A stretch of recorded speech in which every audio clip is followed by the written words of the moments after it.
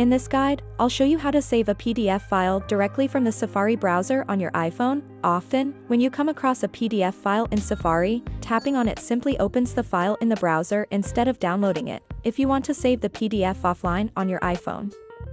Here's how you can do it easily. Whenever you encounter a PDF link in Safari, don't tap on it right away. Instead, press and hold on the PDF link or icon. This works for any PDF file you find in a hyperlink, text, image, or similar element. When you press and hold, a small menu will pop up. Look for the option that says Download Linked File. Tap on this option, and the PDF will be downloaded directly to your iPhone.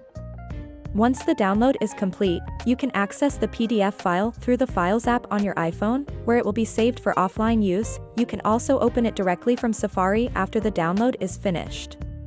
So, in summary, all you need to do is press and hold on the PDF link, select Download Linked File, and the file will be saved to your iPhone for offline access. I hope this simple trick helps you. If you found it useful, please like this video and subscribe for more iPhone tips, tricks, and solutions. Thanks for watching, and I'll see you in the next video. Take care.